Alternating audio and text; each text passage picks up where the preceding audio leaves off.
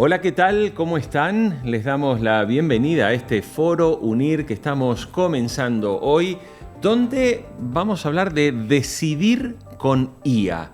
Cómo utilizar la inteligencia artificial para el liderazgo empresarial y financiero. Quiero empezar por agradecer a todos los que se están conectando con nosotros desde distintos lugares y que están participando en este foro, donde hemos tenido más de 1000 inscritos que se han apuntado para justamente participar en este evento que hoy cuenta con 3 invitados especiales que enseguida voy a presentar. Quiero empezar porque me parece, ¿sí? Y creo que todos lo estamos viendo, lo estamos observando. Hoy se puede decir que con la inteligencia artificial tenemos por un lado una certeza, pero por otro lado también muchas dudas. La certeza es que obviamente la irrupción de la inteligencia artificial ha llegado para cambiarlo todo, para tener un impacto muy directo en la forma en la que, por un lado, los usuarios, los consumidores habituales la utilizamos ya sea para buscar información, para hacer preguntas, porque simplemente este lenguaje natural nos ha permitido construir una manera de gestionar, de pedir, de preguntar y también de buscar soluciones de una forma muy distinta a la que veníamos haciendo, por ejemplo, con los buscadores tradicionales. Esto está clarísimo y sabemos que esa inteligencia artificial ha llegado para generar muy importantes cambios y seguramente vas a escuchar y habrás escuchado más de una vez esta frase: la IA ha llegado para quedarse. Sí, ya lo sabemos todos que ha llegado para quedarse, eso está muy claro. Pero ahora vamos a pensar un poco cuáles son las dudas. Y las dudas es que mayoritariamente todavía no tenemos muy claro en el cómo la podemos realmente implementar. Nos gusta decir a veces que usamos la IA como si fuera una especie de Google con anabólicos, ¿no? Porque nos permite, ¿sí? Nos permite utilizarla para resolver cosas, para redactar, para que nos resuelva mails, pero vamos a ser realistas. La inteligencia artificial tiene funciones muchísimo más potentes que resolvernos los mails o darnos ideas o quizás armarnos un guión de podcast. Evidentemente, hoy vamos a plantear justamente con nuestros invitados algunas de estas preguntas que también nos han llegado de todos ustedes que están conectados con nosotros. Por eso yo quiero en primer lugar saludar y dar la bienvenida a nuestro primer invitado. Está con nosotros Richard Benjamins, que nos va a ayudar precisamente a comprender un poco esas claves de la transformación de las organizaciones y de las empresas con la inteligencia artificial. Richard Benjamins es el CEO y cofundador de Odisseia y de Write.ai, es presidente de 28 Digital y es miembro de los consejos de Flowminder y de ACAPS. Richard, bienvenido, muchísimas gracias por estar hoy con nosotros. Muchas gracias por la introducción. Realmente es un placer para mí estar con vosotros y explicar, ¿no?, sobre la situación de la inteligencia artificial en las organizaciones. He preparado una pequeña presentación. Perfecto. Que voy a proyectar ahora mismo. Vale, muy bien. Entonces vamos a proponer lo siguiente. Richard, te dejamos ya en pantalla. Quiero también, nos están saludando desde Chile, nos están saludando desde Ecuador, bueno, los asistentes que se están conectando. Así que quiero proponerle a quienes están conectados que vamos a ver tu presentación y si obviamente los participantes quieren plantear alguna pregunta para la mesa redonda que viene después de esta presentación con Richard, la pueden plantear a través del chat y nosotros después la vamos a plantear con los invitados. Así que, Richard, adelante, te escuchamos. Muchas gracias.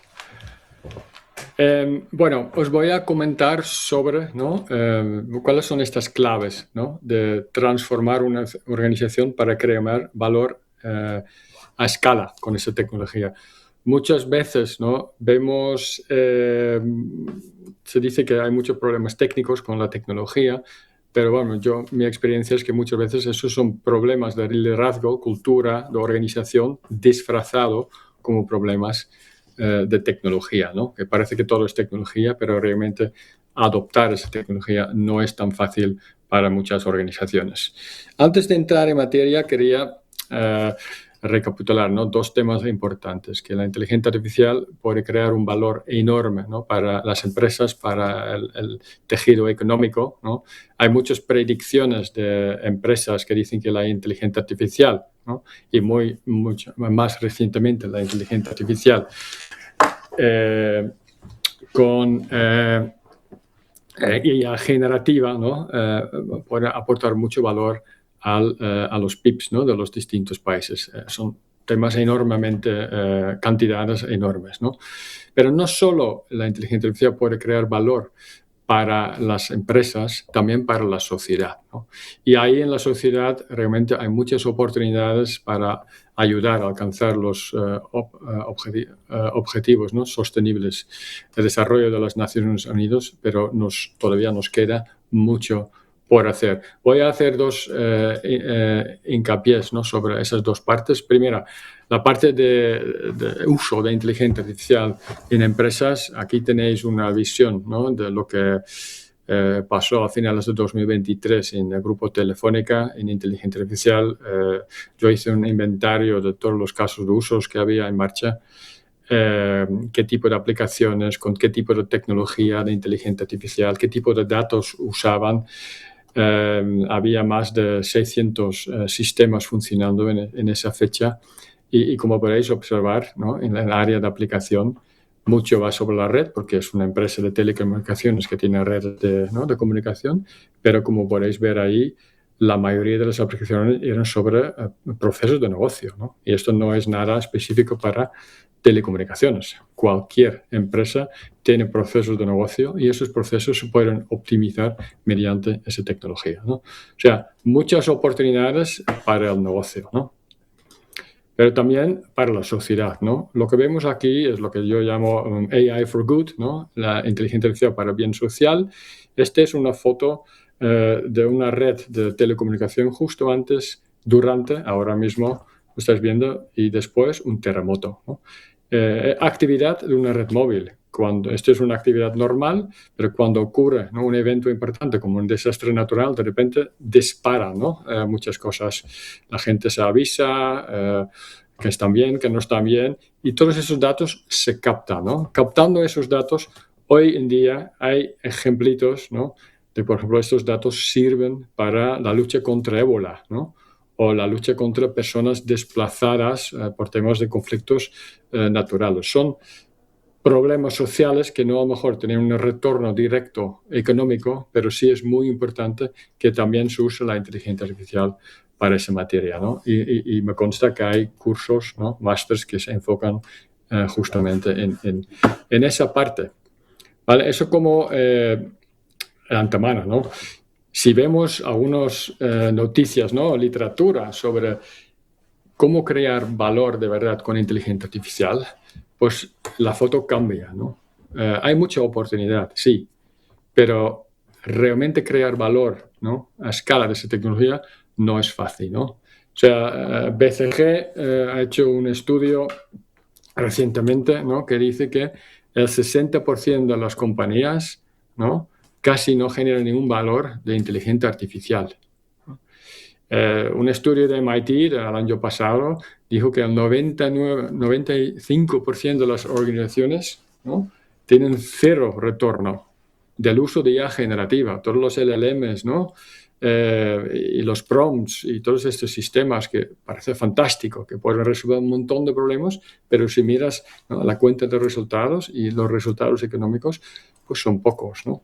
Y en tema de IA agéntica, ¿no?, pues es más de lo mismo, ¿no? O sea, 2/3 de las empresas que han participado dicen que todavía no tienen, ¿no?, esa parte de retorno. O sea, Aquí estamos diciendo que hay mucha actividad, hay mucha tecnología, hay muchos pilotos, ¿no? Pequeños experimentos, y que parece muy bien, pero realmente aterrizarlo en una organización para crear y medir un valor económico, pues eso queda mucho por hacer, ¿no? Justamente por eso yo escribí un libro en 2021, ¿no?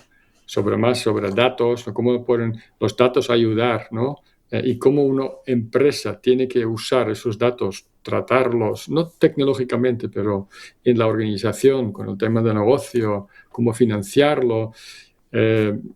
Y ese libro, obviamente, era antes de IA generativa, ¿no? Ha cambiado mucho, ¿no? En estos 5 años, de 2021 hasta 2026, no solo a nivel de inteligencia artificial, el entorno geopolítico, donde esa tecnología tiene un importante papel, ¿no? Las guerras que están ocurriendo, donde inteligencia artificial tiene un papel importante, pues todo han cambiado muchas cosas, ¿no? Entonces, yo he hecho un update, ¿no? Una actualización del libro que realmente justo, ¿no? Que hemos visto que hay muchas empresas que están usando esa tecnología para hacer cosas, pero pocas crean valor de verdad, ¿no? A escala, ¿no? Y eso ha sido muy relevante en mi motivación de actualizar este libro con IA generativa. Y lo que os voy a compartir durante esta charla es algunos highlights, ¿no? de ese libro, ¿no? El libro realmente es un libro práctico. No hablo de tecnología, sino hablo de experiencias reales, ¿no? En mi empresa y en otras empresas, no sé por qué se están moviendo los slides, con esa tecnología. Realmente es práctico, ¿no?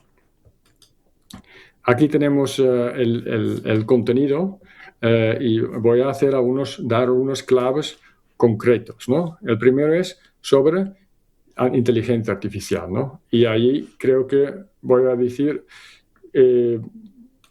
me está cambiando los slides automáticamente, no sé si alguien allí puede intervenir para que no se muevan. A ver, vamos a ver si podemos verificar. Ahora sí. Sí. No, yo creo que tiene puesto a lo mejor que se cambia automáticamente en transición. No sé si tienes que A ver, vamos a ver bajarlo. si desde el control, podemos. Lo que podemos hacer, Richard, es que pongamos el slide, y si tú no lo puedes controlar, pues nos dices a nosotros y lo controlamos nosotros desde allí. ¿Podemos volver en el Vale. control al slide que estábamos recién? Sí, es la slide, son dos antes. Y ahora uno más, ¿no? Empezamos con un highlight, una clave que es explicar por encima la tecnología, ¿no? Que es el siguiente slide, por favor. Vale, Entonces, casi todo el valor que se está creando hoy en día con inteligencia artificial se basa en dos tecnologías, ¿no? Dentro de los muchos que son inteligencia artificial. Primero, la inteligencia artificial clásico con aprendizaje automático, ¿no? Sobre todo aprendizaje supervisado, es como reconocimiento de caras o reconocimiento de objetos, donde hay que entrenar un algoritmo con datos, ¿no? En este caso, muchas imágenes con caras y muchas imágenes sin caras, y el algoritmo aprende a diferenciar qué es una cara. No sabe qué es una cara, ni qué es una nariz o ojos, pero sí sabe los píxeles, ¿no? Ese es por un parte. Por otro lado está la IA generativa, que es un modelo básicamente estadístico, entrenado con muchísimos datos, casi todos los datos en Internet, ¿no? Lo que vemos en ChatGPT, los Large Language Models, pues tiene un modelo estadístico de un idioma, ¿no? Y eso permite predecir qué palabras vienen después. Obviamente, desde el origen, ¿no? En 2022 hasta hoy ha cambiado mucho, mezclando distintas tecnologías de recuperación de información, ¿no? Con IA generativa, y eso realmente son la base de esa tecnología. Siguiente slide, por favor. Entonces, el otro clave, ¿no? Es la organización, ¿no? ¿Cómo organizas desde una empresa o cualquier otro tipo de organización esa tecnología, ¿no? Por ejemplo, aquí sí podemos ir al siguiente. Por ejemplo, ¿dónde colocas el departamento de inteligencia artificial, ¿no? Tiene que estar en IT, ¿Podéis ir a la siguiente transparencia, por favor? Eso, si puedes, lo puedes meter en IT, lo puedes poner en marketing, en el Chief Financial Officer, en el Chief Technology Officer.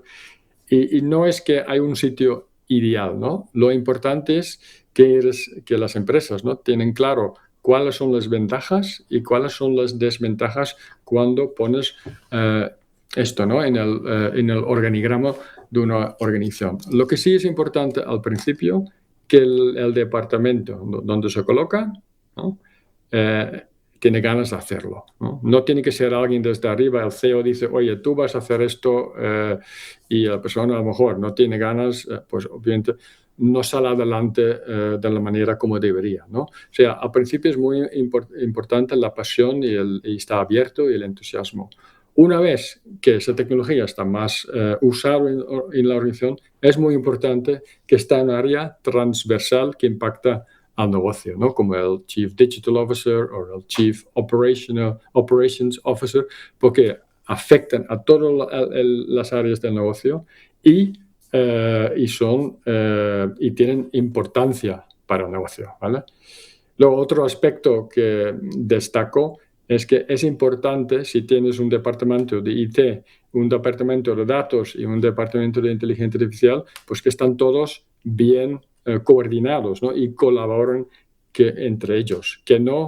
Si uno pide algo, o sea, si alguien de IA pida unos datos que tienen que venir de un sistema de IT, que hay mucho intercambio de mensajes y al final para cualquier cosa lo que necesitas y lo que debería tardar 2 horas, a lo mejor tardas 2 meses, ¿no?, por la complejidad de la organización. Entonces hay muchas maneras de hacerlo funcionar bien, ¿vale? Estos son 2 temas que son relevantes desde la perspectiva de una organización. Si quieres crear valor a esa tecnología, pues lo tienes que poner en un sitio y las tecnologías que tienen que ver tienen que estar cerca, ¿no?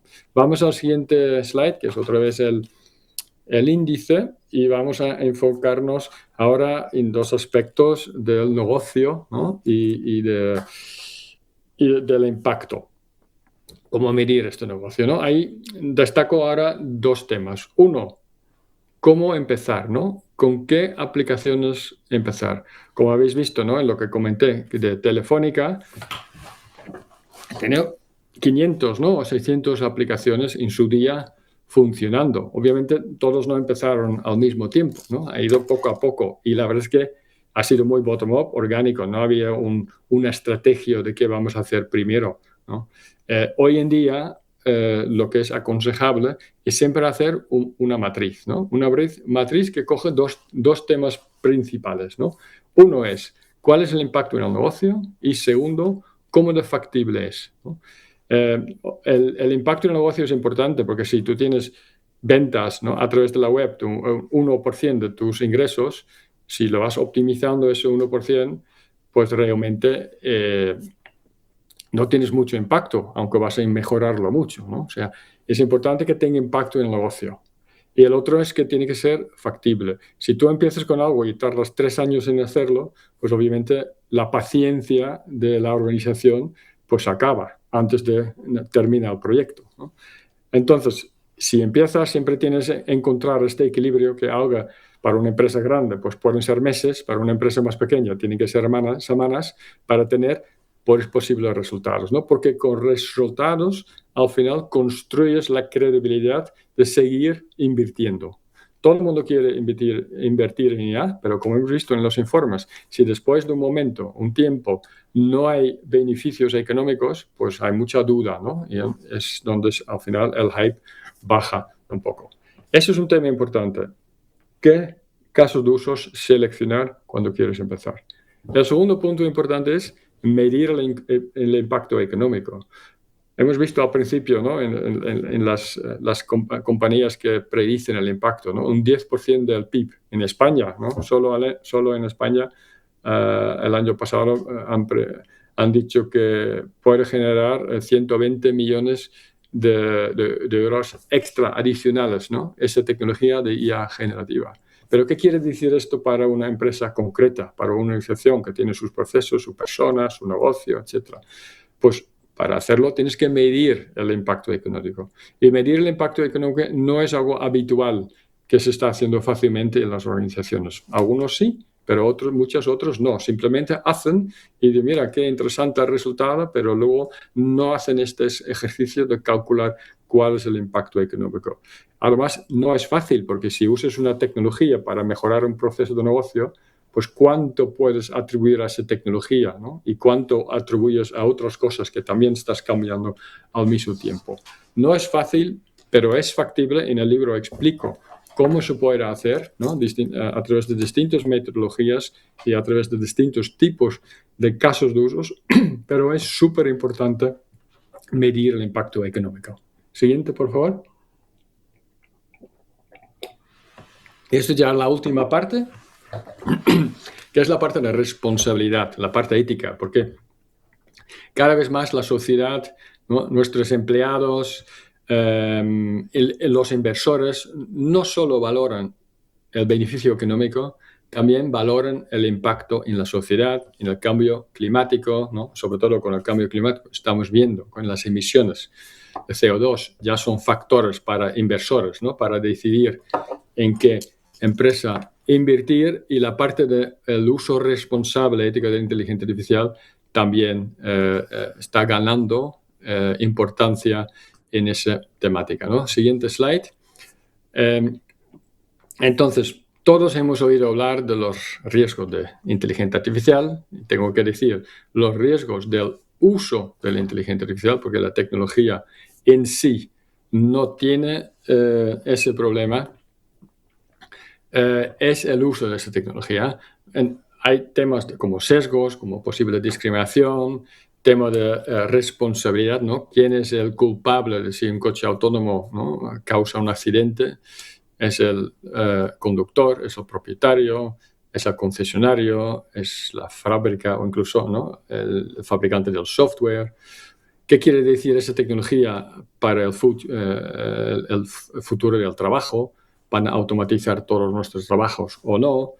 Últimamente están hablando, ¿no? Del impacto de la IA generativa en el cerebro, que si usamos todos esa tecnología para resolver problemas difíciles de nuestro trabajo y de nuestros estudios, pues al final nos quedamos más tontos. El uso de IA en el tema de las guerras, antes era más teórico, hoy en día realmente es un hecho, ¿no? Y cómo gestionarlo. Hay un montón de usos, ¿no? Posibles riesgos que hay que tener en cuenta. Y esto hay que hacerlo desde el diseño, ¿no? Cuando quieres usar un sistema de inteligencia artificial en tu empresa, lo que puedes hacer de antemano y durante todo el ciclo de vida es imaginar, ¿no? Cuáles podrían ser estos riesgos sociales y éticos, y cuando lo detectas antes, temprano, mitigarlos antes de que llegue al mercado, ¿no? Y hay herramientas cada vez más, ¿no? Que es una nueva categoría, se llama plataformas de IA responsable, de gobernanza, que ayuda a este proceso, ¿no? A registrar sistemas, a analizarlos, identificar los riesgos y luego intentar mitigar los riesgos para que cuando llegues al mercado casi todos los riesgos están previstos. Y con eso quería terminar esta intervención. Os animo, ¿no? a ver el libro si tenéis obviamente interés en qué quiere decir aterrizar esa tecnología en una organización y crear valor de verdad. Muchas gracias. Muchísimas gracias, Richard Benjamin, CEO y cofundador de Odisea, y gracias por estos minutos con nosotros. Sé que te tienes que ir y por eso queríamos nuevamente agradecerte para ahora poder enseguida dar paso a la mesa. Entonces, Richard, gracias por estos minutos con nosotros aquí en el Foro UNIR. Un placer y muchas gracias a vosotros y mucha suerte con el resto del evento. Muy bien, nosotros vamos a seguir porque vamos a abrir ahora una mesa redonda con dos invitados y naturalmente los queremos invitar a todos a que quienes quieran plantear alguna inquietud, algún comentario o alguna pregunta lo pueden hacer a través del chat. Quiero presentar en primer lugar a Carlos Emilio Rabazo Márquez. Él es el responsable de aceleración de la transformación digital y ecosistemas de innovación en Telefónica. También es el coordinador académico del Máster Universitario en Innovación y Transformación Empresarial con Inteligencia Artificial de UNIR. Carlos, muchísimas gracias por estar hoy con nosotros y acompañarnos. Muchas gracias a vosotros por invitarme y todo un placer estar aquí con vosotros compartiendo experiencias. Perfecto. Bueno, y quiero saludar ahora también a Emiliano Pozuelo de Gracia. Él es el responsable de inteligencia artificial en Cuchabank Cajasur y es el coordinador académico del máster universitario en gestión del ámbito financiero asistida por inteligencia artificial de UNIR. Emiliano, muchas gracias también por acompañarnos hoy. Muchas gracias, Jorge, por la invitación, por la organización y un placer estar hoy aquí. Bueno, a ver, tenemos mucha gente conectada, pero a mí me gustaría empezar con una pregunta y voy a empezar contigo, Emiliano. A ver, si miramos un poco cómo está realmente la adopción de la inteligencia artificial en las empresas, más allá de esto que decíamos al comienzo, ¿no? De ese uso. Muchas empresas dicen, no, pero ya estamos usando la inteligencia artificial. Vale, ¿qué estás usando? ChatGPT para hacerle preguntas, para que te resuelva cosas, digamos, que antes las hacías con Google, ahora las haces con ChatGPT. Pero, ¿cuál es la realidad en tu experiencia, en tu conocimiento, además en el sector financiero, de esa implementación de la inteligencia artificial en las empresas? Yo creo que es una buena pregunta porque, de hecho, si nos basamos en estadística pública, ¿no? La EVA recientemente en septiembre publicó que el 92% de los bancos han adoptado la inteligencia artificial y lo han hecho en la mayoría de los casos de uso, desde scoring, de propensión a contratar, scoring crediticio, incluso asistentes virtuales o agentes de IA incluso. Pero si miramos otra estadística también, igual de válida, ¿no? Que dice que el 2% y eso lo dice el Banco de Inglaterra, solo el 2% realmente funciona con autonomía plena. Y con esto lo que quiero decir es que la IA está en todas partes, pero está en los laterales, ¿no? No está en el corazón de las transacciones que guían el día a día, ¿no? De las entidades financieras. Muchísima IA, poquísima transformación. Es decir, la brecha entre ese 92% y el 2% es la distancia entre experimentar, tocarla con cautela y, en el fondo, transformar. Y cruzar esa brecha entre un dato y el otro es posible y me gustaría que la sesión de hoy tratara justo sobre eso en particular. Y Carlos, entonces, a ver, ¿qué podríamos considerar o definir que realmente es una implantación real de inteligencia artificial en una empresa? Bueno, para tu pregunta, yo creo que no está tanto en ver cuántos pilotos de inteligencia artificial tiene una organización, sino en saber o identificar cuántas decisiones, cuántos procesos y resultados de negocio han cambiado básicamente gracias al uso de la inteligencia artificial.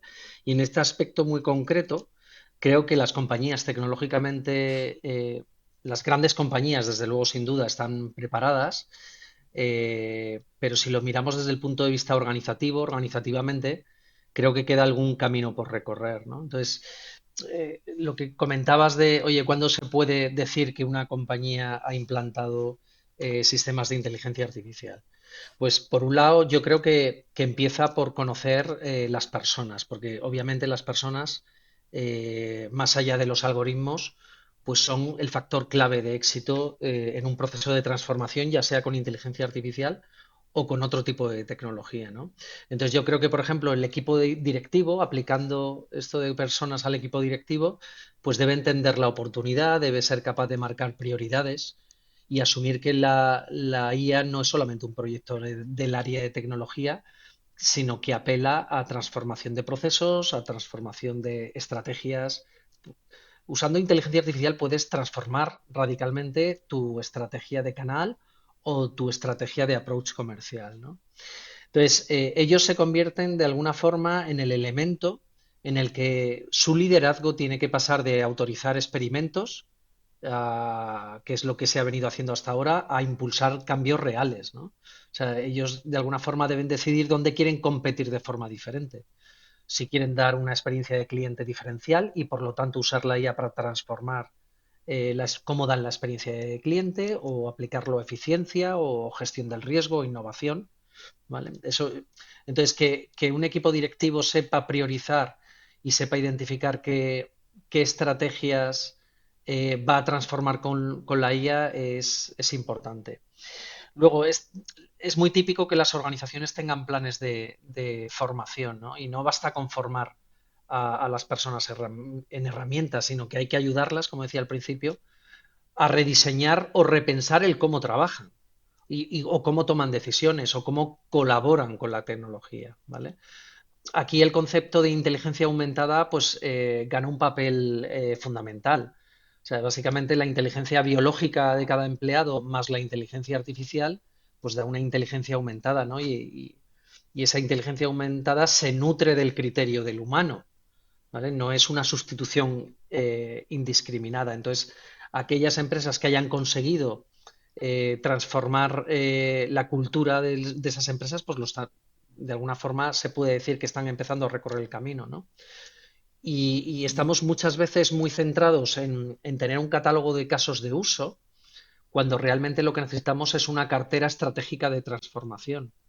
Es decir, priorizar pocos casos, pero casos que sean relevantes para la organización, pues en base a criterios como puede ser la viabilidad en función de la calidad del dato que se tiene, el valor que se aporta en el cliente o el impacto económico, ¿no? Otra cuestión es que muchas veces, al igual que ya sucedía al principio, antes de la IA, que muchas veces digitalizábamos simplemente en procesos de transformación tradicional, digitalizábamos procesos complejos, es decir, digitalizábamos nuestra complejidad, cuando lo que nos tiene que servir estas herramientas es para automatizar procesos ineficientes, es decir, no usar la IA para seguir haciendo de forma ineficiente lo que ya se venía haciendo, ¿no? Yo recuerdo muchas sesiones de trabajo en las que a lo mejor se estaba planteando usar la IA para recopilar información y preparar la documentación que se debe llevar a un comité donde se toman decisiones, cuando realmente tienes que transformar todo ese proceso. A lo mejor la existencia de ese comité deja de tener sentido. No sé si me explico, ¿no? Hay cuestiones también importantes y es que las empresas tienen muchos datos que sirven para darle contexto a la IA para que tome decisiones. Y muchas veces no se está haciendo una valoración de la calidad de esos datos en aras a que el resultado de lo que responda la IA pues tenga un sentido, ¿no? Y bueno, y como decía Richard Benjamin, yo creo que la confianza debe diseñarse desde el principio en términos de privacidad, trazabilidad. Y bueno, obviamente todo esto tiene que ser totalmente medible, saber dónde está implantado, qué impacto está teniendo en el negocio, ¿no? Entonces, insisto que tecnológicamente yo creo hay herramientas, hay posibilidades tecnológicas, pero esto apela más a transformación cultural y transformación de estrategias y de procesos completos, extremo a extremo. Vale. A ver, me gustaría, Emiliano, tenemos ya preguntas que están entrando aquí, porque hay un par de cosas de las que dijo Carlos que las voy a recuperar en un momento. Pero a mí me gustaría, en este caso, Emiliano, a partir de tu propia experiencia, trabajas en una entidad financiera, estás en el Cuchabank. Para la gente que está conectada desde Colombia, Ecuador, que hay mucha gente conectada allí, bueno, Cuchabank, Cajasur es un banco, así que para que sepan de qué se trata, de qué entidad se trata. A ver, ¿qué cosas concretas me gustaría que nos puedas compartir han implementado en una empresa como Cuchabank con inteligencia artificial, por ejemplo, para justamente siempre hablamos de automatizar un proceso o de resolver algo que antes quizás había un equipo de personas enfocado? ¿Puedes citarnos algunos ejemplos que creo que van a ser muy ilustrativos para quienes están conectados? Muy bien, bueno, pues la verdad que han sido muy variopintos, ¿no? Desde automatizar sistemas antifraude a incluso bucear, ¿no? En el océano de información que normalmente cualquier entidad financiera encuentra dentro de su intranet vía asistentes conversacionales, y es verdad que en cada momento ha llegado aquello que estaba disponible, ¿no? Y que es maduro para implantarlo en producción. Ahora ya estamos trabajando con agentes de IA que de verdad van a transformar procesos.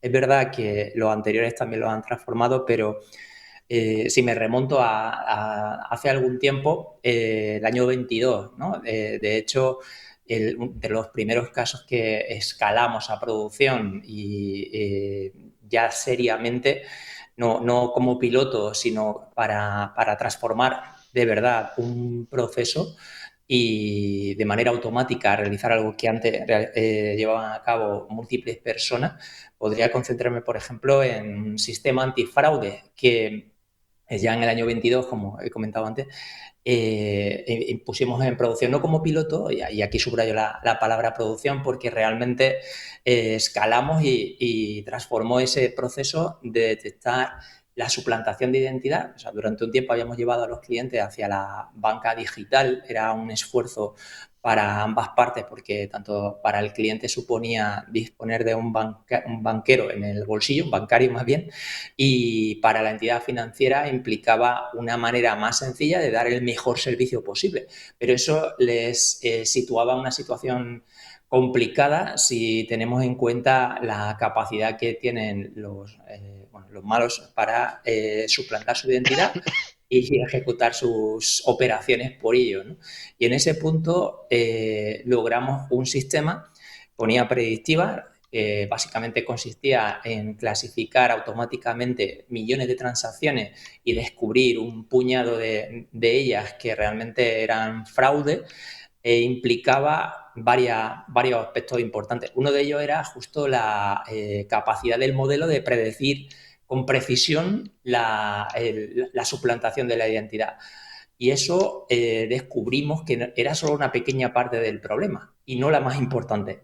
De hecho, el problema real era llegar a tiempo, porque una transacción, una transferencia, el tiempo de que dispone el sistema para detectar que se está produciendo por quien no corresponde es de milisegundos, para que todo ello funcione de manera coherente, pare la transferencia y además prevenga nuevas operaciones de ese tipo en ese cliente en concreto. Entonces entró en juego, bueno, varias cuestiones, como por ejemplo que te puedes equivocar parando de más, falsos positivos, en los cuales parábamos operaciones legítimas en las que el cliente era realmente el que las estaba ejecutando, y eso suponía un problema porque también tenía un coste para el propio cliente, de hecho, y por supuesto para la credibilidad del sistema. Y eso a la postre se paga, ¿no?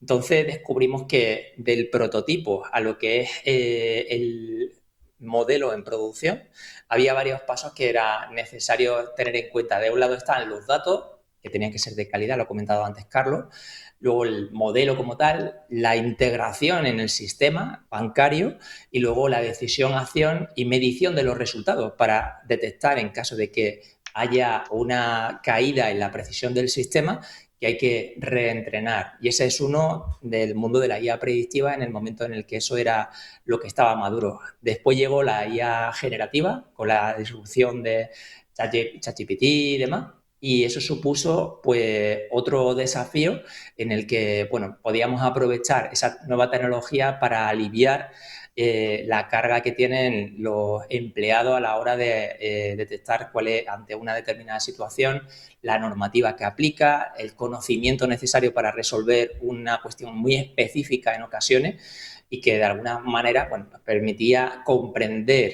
esa enorme cantidad de información rápidamente y a proveerla al empleado cuando era necesario. Y ahora un agente de hiperpersonalización pues consigue el aterrizar la oferta al cliente en cuanto llega el momento, y automatizar en definitiva, bueno, a lo que el empleado hasta ese momento dedicaba más tiempo.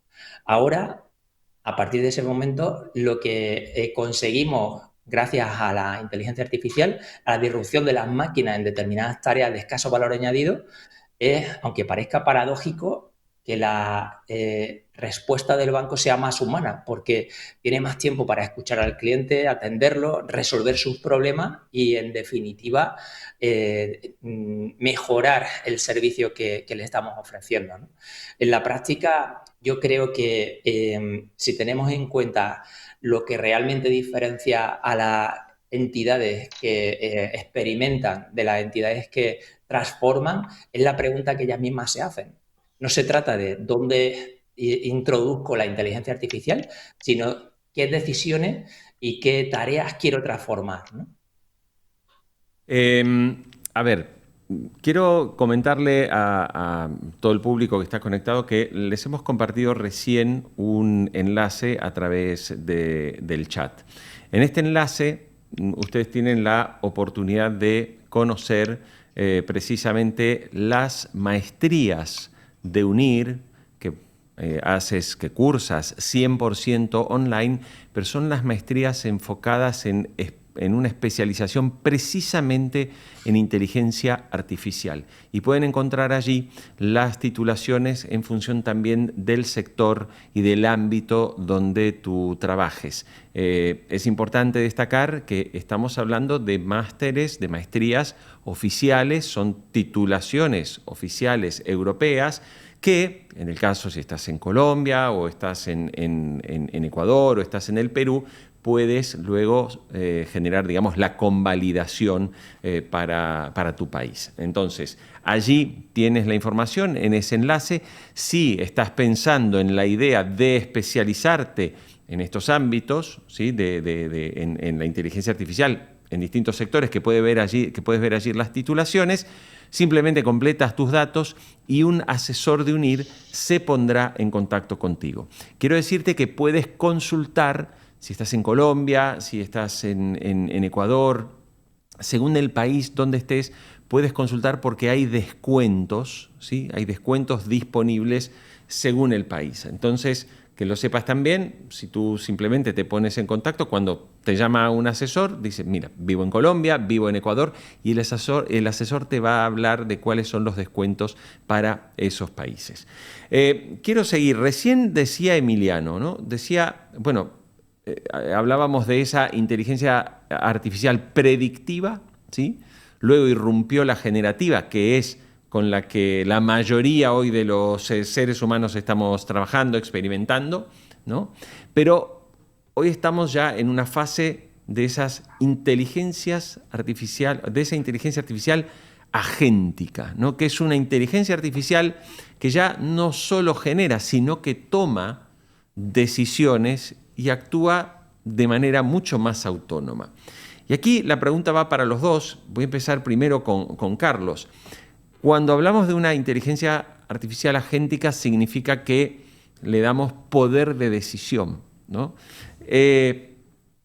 ¿Cuáles son hoy los riesgos que las empresas pueden también afrontar a partir de la implementación de soluciones de inteligencia artificial agéntica, donde, como bien nos decía Richard, claro, cuando hablábamos del famoso ejemplo del coche autónomo, que es quizás el más popular, el más conocido, el coche autónomo se conduce solo, tiene un accidente, ¿quién es el responsable si ese coche autónomo, vamos a suponer que atropella a una persona y esa persona se muere? El responsable es el coche autónomo, el responsable, bueno, no el coche autónomo, el responsable fue el equipo que desarrolló la IA, es la empresa, el fabricante del vehículo, el que lo vendió. Bueno, para no entrar, digamos, en esas responsabilidades, hablemos en todo caso de cuáles son los riesgos, Carlos, que podemos ver en esa implementación de una IA que toma decisiones. Sí, la verdad es que me gustaría complementar lo que has dicho, porque no es, la IA agéntica no es solo que tome decisiones, sino que ejecuta acciones. Yo creo que ese es uno de los elementos fundamentales. Y los riesgos, pues mira, tú has dicho uno de ellos, ¿no? Que son los riesgos legales, en términos de, oye, si fruto de esas acciones hay unas malas ejecuciones, no debidas a una mala praxis, sino simplemente pues porque la IA pues decide ejecutar ciertas acciones que tienen un impacto, ¿no? Pues ahí hay unas cuestiones legales, legislativas que se tienen que abordar, ¿no? Pero obviamente el principal riesgo que tienen las empresas en este sentido, pues son cuando esas afectaciones suceden en sus cadenas productivas, ¿no? Ya sea la cadena productiva de una fábrica o ya sea la cadena productiva de una consultora, ¿no? Una consultora pues no tiene como tal una línea de producción en cadena de coches, pero sí lo tiene de conocimiento, ¿no? Y entonces si el conocimiento que resulta no es el adecuado, son cuestiones que hay que abordar, ¿no? Hay otra que tiene que ver con el hecho de que se está jugando su credibilidad en el mercado, ¿no? Es uno de los grandes riesgos, ¿no? Si de alguna forma la empresa decide delegar ciertos procesos de negocio de forma automatizada a inteligencia artificial y no suceden de la forma esperada, pues obviamente pues hay una credibilidad que se está jugando la empresa en esos aspectos. Obviamente hay mecanismos, hay arquitecturas, hay herramientas que permiten tener una gestión para que eso no exista, igual que los LLMs incorporan guardarraíles que evitan que den respuestas pues que no deberían dar, pues como fabricar una bomba o como iniciar un proceso de ataque de ciberseguridad a otra empresa. Es decir, hay guardarraíles que evitan que los LLMs te respondan estas cosas. Obviamente, en un modelo de inteligencia artificial agéntica hay dos elementos fundamentales. Por un lado están los propios agentes que se programan o se entrenan para poner control sobre lo que hacen otros, es decir, siempre se puede crear una arquitectura donde los resultados, antes de que ejecute una acción, los resultados sean verificados por otro agente que está entrenado precisamente para evitar que sucedan eh, eh, eventos indeseables. Y luego está el propio man in the middle, es decir, de hecho, los que utilizáis de alguna forma cloud en el desktop o ChatGPT desktop, vosotros veis que le solicitáis al sistema que haga algo a través de agentes, que va a hacer ejecuciones concretas y lo que hace el modelo es darte la planificación de qué acciones va a ejecutar y te pregunta a ti si estás de acuerdo con ese plan, ¿no?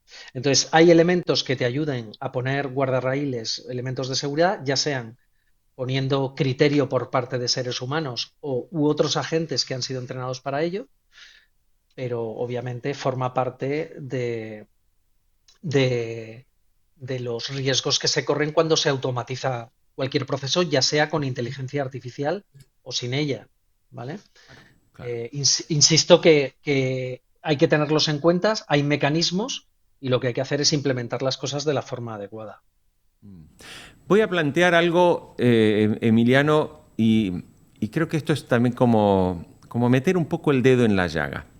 Hoy circula, no sé si llamarlo mito o no, pero me parece que hay una especie también de gran furor con la idea de incorporo inteligencia artificial, consigo ahorro de costes, consigo reducción de mano de obra, consigo reducción de equipos, porque la IA nos va a resolver todo.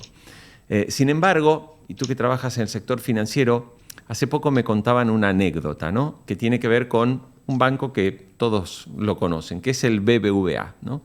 El BBVA, cuando empezó a armar su equipo, por ejemplo, para poder resolver y dar soluciones a los usuarios que se conectaban online, primero empezaron con un equipo de 4, 5 o 10 personas. Resulta que hoy el BBVA tiene un equipo inmenso de gente dedicada a que todo eso funcione. Y a pesar de que utilizan también cada vez más inteligencia artificial, la realidad es que la demanda, ¿sí?, y los costos parece que en realidad no se reducirían tanto. ¿Hay algo de cierto en todo esto? Es decir, la percepción que tienen muchos, sobre todo empresas, pymes, que de repente dicen, no, es que con la inteligencia artificial voy a lograr maximizar mi rentabilidad, pero los costes van a reducirse. En realidad, ¿no están apareciendo otros costos por otro lado que quizás no estén teniendo ese impacto que muchos creen que tiene? Está claro que hay un traspaso, ¿no? Del coste de lo que hasta hace relativamente poco tiempo ejecutaban personas y bueno, dedicaban el tiempo que correspondiera a esas tareas, ¿no? Si ahora las realiza un proceso automatizado, un agente de IA, y ese agente de IA consume un modelo de lenguaje como cerebro, por llamarlo de alguna manera, luego ejecuta tareas con contexto, tiene memoria y demás, pero a la postre está empleando un modelo que normalmente o es un modelo de lenguaje que supone un coste por token, un modelo de lenguaje de API cerrada, de los que proveen, por ejemplo, Anthropic o OpenAI y demás, y ahí tienes un coste que tiene que ver con las llamadas que hace y la respuesta que te proporciona el modelo, y ese coste no existía antes. Hay otro coste que tiene que ver con personas preparadas para abordar, analizar y diseñar ese sistema, ese nuevo sistema, y luego otro grupo de personas capaces de, primero, gobernarlo, porque no es solo el diseñar el sistema y entregarlo y olvidarte, para que, por responsabilidad, para que el sistema funcione y sea correcto, antes lo comentaba Carlos, para controlar los riesgos que emanan de ese nuevo enfoque, hay que tener en cuenta varias cuestiones tales como, por ejemplo, establecer observabilidad, o sea, si automatizas algo que puede borrar la base de datos como ya ha ocurrido, ¿no? De clientes de una empresa, o vender más barato algo que realmente no debería venderse a ese precio por una aerolínea, ¿no? Es decir, hay riesgos que cubrir y eso ya reclama el destino de personas enfocadas en esa nueva tarea. Y es cierto que transformar cualquier proceso también supone un coste durante el tiempo de ideación, hay que paralelizar, no es responsable tampoco abandonar el sistema antiguo si el nuevo todavía no ha demostrado su efectividad. Entonces surgen una serie de costes que hay que prever y anticipar y, por supuesto, cuantificar de la mejor manera posible.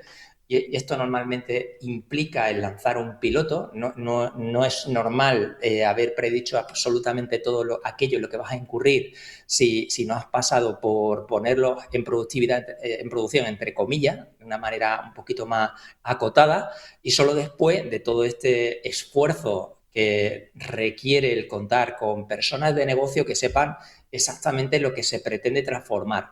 Personas de sistema capaces de entender bien cómo es el nuevo proceso, qué piezas incorporar para hacerlo posible, personas de cumplimiento normativo que entiendan bien todo lo que implica desde el punto de vista, antes lo ha comentado Carlos, legal, ¿no? Y sobre todo si se cumple con la normativa, Reglamento Europeo de Inteligencia Artificial, DORA, GDPR, para si se trata con información de clientes. Es decir, es un esfuerzo importante y que implica muchos roles, y el transformarlo, sobre todo al principio, requiere evaluarlo muy bien y normalmente a un coste muy superior al que al principio se había predicho. Y eso requiere también, pues eso, incurrir en costes duplicados a veces, porque hay que mantener el sistema antiguo y el nuevo durante un periodo, y luego con el tiempo pues conseguir un retorno que sea capaz de amortizar ese coste inicial, que normalmente es mayor del que la mayoría de las organizaciones han previsto de inicio, sobre todo por la curva de aprendizaje, ¿no? Que implica el no ir de la manera tan eficiente como cuando ya has desarrollado varios casos de uso y eres capaz de acometer el siguiente con un tiempo de puesta en producción menor, eficientando una serie de pasos que al principio no conocía. Y como es una tecnología muy nueva que muy pocas organizaciones comprenden en profundidad, implica, pues eso, tener en cuenta también ese aprendizaje propio que luego ya consigue que sea más efectivo, ¿no? Y eso no hay nadie que tenga más de 2 años de experiencia porque tampoco lo tiene la tecnología, ¿no? Bien, justamente ya que hablas de esto, claro, estamos hablando de tecnologías que son nuevas, que tienen muy poco tiempo. Muy rápidamente, porque nos quedan pocos minutos, Emiliano, a ver, ¿qué habilidades adquiere un profesional que hace un máster universitario en gestión del ámbito financiero asistido por inteligencia artificial? El primero de todo es entender que la práctica, transformar las organizaciones y en particular en el máster del que yo soy el director académico, el primero de todo es entender bien los dos mundos, es decir, de un lado, formular las preguntas adecuadas, porque la IA a escala, tanto si aciertas con la pregunta como si erras, ¿no?, a la hora de plantearla, en el primero es muy efectiva y en el segundo caso puedes romper completamente un proceso y hacer un loop interminable de intentos sin lograr resultados, ¿no? Y eso es algo en lo que el máster en inteligencia artificial asistida para el sector financiero cubrimos en primer lugar. Luego, el abordar múltiples casos de uso de todo tipo, desde el mundo de la IA predictiva, generativa y agéntica, y aplicarlos en la práctica, con casos reales, ¿no? Sin teoría, sino aplicándolo en la práctica y utilizando las herramientas que en el día a día de las entidades financieras se utilizan también. Es verdad que buscamos, dado que son normalmente nuestros egresados personas sin conocimientos previos de inteligencia artificial ni de programación, pues abordar esos mismos problemas con herramientas low code y no code, ¿no? De modo que a la postre sean capaces de entender realmente cómo cambia el proceso tradicional respecto a cuando se implementa la inteligencia artificial y la rama en concreto más adecuada para cada caso de uso. Pero creo que al final es el puente entre negocio y tecnología que hoy en día más echan en falta las organizaciones que quieren de verdad transformar su organización impulsada por la inteligencia artificial.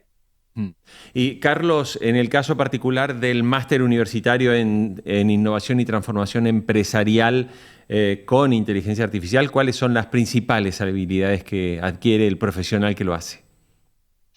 Sí, en nuestro caso, bueno, tal y como dice Emiliano, acaba siendo un rol que va a desempeñar un papel de bisagra entre tecnología y negocio, con lo cual acaba adquiriendo destrezas respecto a visión estratégica de negocio en términos de, oye, saber identificar dónde la inteligencia artificial puede transformar propuestas de valor o mejorar la eficiencia o reducir riesgos.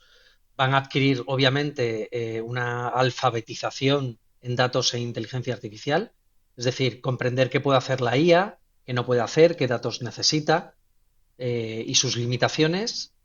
Un tema importante yo creo que es, van a tener la destreza de formular buenas preguntas en un entorno de IA, porque la ventaja no solo está en tener las respuestas, sino en saber plantear el problema correcto. Van a adquirir pensamiento crítico, contrastando resultados, detección de errores, posibilidades de saber si los datos están sesgados. Criterio además para tomar decisiones híbridas, es decir, saber cuándo delegar en la tecnología y cuándo debe ser supervisada o hay que meter elementos de supervisión. Van a tener destrezas de gestión del dato, entendiendo cuándo hay calidad del dato, la procedencia del mismo, la privacidad. También van a aprender gobierno y gestión de riesgo, ¿vale? Que esto es un tema muy relevante, sobre todo en el entorno de entidades financieras. Y luego liderazgo del cambio para evitar resistencia al cambio, ¿no? El cómo comunicar de forma clara, reducir miedo, también el trabajo en equipos multidisciplinares, esa mentalidad de experimentar pero con cierta disciplina. Y sobre todo yo lo que creo que es más importante es esa idea, se van a ir con la idea de que entran en un mundo de aprendizaje continuo, es decir, que esto pues ya estáis viendo que cada semana hay múltiples cambios y esa destreza la tienen que tener, ¿no? Al margen de todo lo que tiene que ver con ética y responsabilidad, aplicado a las diferentes normativas, ¿no? Yo creo que eso es, en síntesis, las capacidades que se adquieren en este máster. Vale. Muy bien, yo quiero agradecerles a Carlos Emilio Rabazo Márquez, que es responsable de aceleración de la transformación digital y ecosistemas de innovación de Telefónica y que es además coordinador académico del Máster Universitario en Innovación y Transformación Empresarial con Inteligencia Artificial de UNIR. Carlos, muchísimas gracias por compartir estos minutos con nosotros. A vosotros, muchas gracias, ha sido un placer. Bueno, y lo mismo para Emiliano Pozuelo de Gracia, es responsable de inteligencia artificial en CaixaBank Caja Sur y es el coordinador académico del Máster Universitario en Gestión del Ámbito Financiero, asistida por Inteligencia Artificial de UNIR. Gracias también por estar con nosotros. Al contrario, un placer, muchísimas gracias y encantado de participar. Bueno, nosotros para cerrar, que les agradecemos a todos los que se han conectado y que han participado de este foro, los queremos invitar y les vamos a pedir un pequeño favor. El primero es muy sencillo. En cuanto te desconectes, te va a aparecer una encuesta de solo 3 preguntas, son 10 segundos de tu tiempo. Te agradeceríamos mucho que por favor la respondas porque en función precisamente de tus respuestas es que nosotros vamos organizando y planificando estos eventos y estos foros de, como puedes ver, totalmente gratuitos, abiertos para todo el mundo y con académicos e invitados especiales donde desarrollamos distintos temas. Así que, por favor, si nos respondes, te agradecemos desde ya.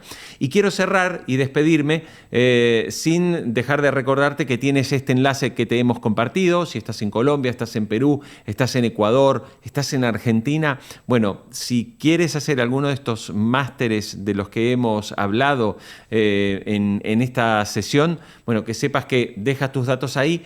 Un asesor de UNIR se pone en contacto contigo y te va a dar toda la información necesaria. Como bien dijo recién Emiliano, estas maestrías no requieren que tú tengas un título universitario, por ejemplo, como ingeniero de software ni nada. Son maestrías específicamente ya pensadas para profesionales que están en el ámbito, que pueden ser el ámbito del sector bancario, en el ámbito precisamente de la transformación de las empresas, pero que no son expertos. Entonces, estas maestrías precisamente están pensadas para darles la formación en ese ámbito. Así que los dejo entonces y nos despedimos dejándoles también este vídeo para compartir, para que veas también cómo se vive la experiencia de una graduación en UNIR. Así es como los profesionales que pasan por UNIR, ya sea para hacer su carrera de grado, su licenciatura o sus maestrías, así viven el momento de la entrega del título. Muchísimas gracias a todos por haber participado y nos volvemos a encontrar muy pronto en otro Foro UNIR. Gracias. Lo que hace que unas personas destaquen sobre otras es el esfuerzo y la dedicación al trabajo. Cuanta más dedicación y atención pongamos, mejor realizados resultarán. Queridos compañeros, hoy celebramos más que una graduación, celebramos el poder del esfuerzo, la perseverancia y la determinación. Haz de la perseverancia tu amiga del alma. Es una educación virtual, pero de calidad. Permite poder trabajar y estudiar al mismo tiempo y fue una oportunidad que realmente me ha abierto muchas puertas. De la experiencia, tu sabia consejera. Los estudiantes tienen unos desafíos hoy diferentes. Las nuevas generaciones aprenden de una forma diferente. De la advertencia, tu hermana mayor. Ha permitido de que los que estamos en zona rural podamos también superarnos cada día más. El hecho de que sea virtual no quiere decir que no se aprenda. Realmente se aprende y se aprende muchísimo. Y de la esperanza, tu razón para vivir. Elegí la UNIR porque vengo de territorios colectivos para ayudar a las comunidades étnicas a trabajar por el desarrollo de las mismas. Somos parte de una nación vibrante y diversa, llena de talento, creatividad y resiliencia. Los indígenas a veces somos excluidos y esto me llevó a tomar esta decisión de estudiar mi maestría. Me siento orgullosa de ser guajira y principalmente porque yo sé que con este máster puedo ayudar a mi cultura, a mi tierra que la amo. Llevamos con orgullo nuestra identidad y nos esforzaremos por ser embajadores en cada una de nuestras regiones. Luego de que por temas de salud creía que esto iba a pasar a ser un sueño, una quimera, gracias a la universidad hoy puedo estar gozando de este sueño tan bonito. Me siento feliz de decir que soy egresada de UNIR porque realmente transmitieron los conocimientos que yo quería que me transmitieran. Para mí UNIR es calidad. Actualidad. Es avanzar. Oportunidad y actualización. Para mí UNIR es empoderamiento. Es Acuaipa, cultura. Cambiar, crecer, evolucionar nunca es un trabajo individual. Requiere ese cariño y el acompañamiento de nuestro entorno que nos ayuda a llegar hasta aquí. A nuestras familias les agradecemos por su amor incondicional y su constante aliento. Yo le dedico este logro primero a mis estudiantes, a mis amigos, a mis compañeros, a mi madre y a mi pareja. No puedo dejar aparte pues mi cultura. Guayú lo hice también por ellos. A Dios principalmente, a mi mamá, a mi familia, a mis hijos. Por tanto, a todos, felicitaciones de corazón. Y nunca olviden, lo mejor está por venir. Que vivan los nuevos graduados, que vivan sus familias y que viva Colombia.